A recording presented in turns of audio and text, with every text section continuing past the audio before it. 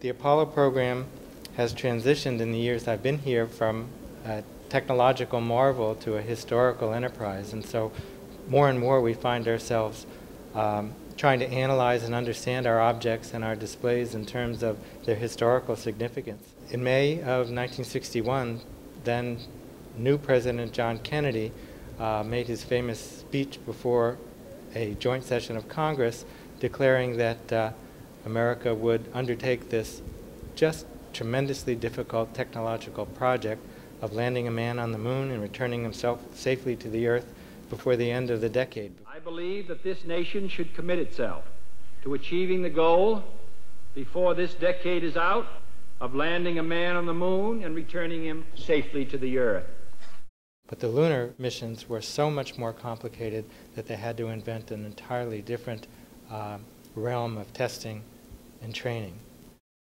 And so we had to restart the starting line by inventing a project that would require completely new technologies, completely new kinds of organization, completely new kinds of planning. Every confidence was that if we started over, basically even, that the United States, with the resources, industrial, academic, government, all working together, could best the Soviet Union in a contest. And the idea was, what kind of project could we select that would require an entirely new generation of hardware, and that was the Apollo program. The Saturn V was the launch vehicle that was designed to take men to the moon, and it was of a scale entirely different, entirely larger than the scale of the military rockets that had been used previously. Behind me is the F-1 engine. That's one of 5 engines that powered the enormous first stage of the Saturn V moon rocket. One of the things that we have over on display in our back wall is a series of the checklists, because the procedures were so complicated that there were checklists for various contingencies in which the astronauts would go down line by line, switch number 1 off, switch number 2 on. The astronauts trained for literally thousands of hours. There was a control panel, people whose job it was to concoct, to invent contingencies and scenarios that the astronauts would have to react to. They went out to deserts, to meteor craters, to train and practice using tools, special scoops. They were in very unflexible spacesuits, so they couldn't very well bend down and pick up pebbles with their hands, and so they had to develop scoops and tongs, all of which were practiced, and then when they got to the moon and were used, they were left there because the feeling was, we don't need these anymore. We know exactly how the tools work. We invented them.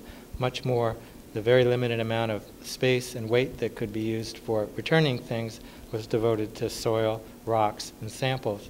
The lunar module was the last of the major pieces of hardware to be completed, and so the training and testing had to go on the other components. The first astronauts to actually go to the moon, they didn't land because the lunar module wasn't quite ready.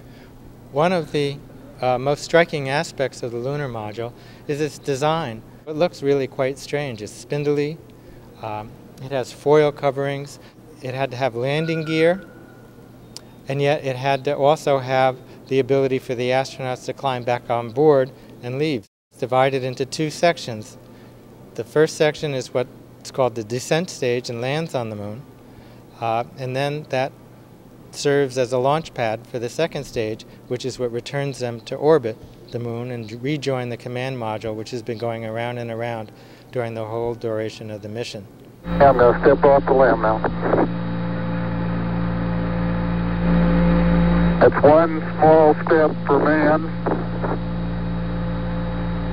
one giant leap for mankind.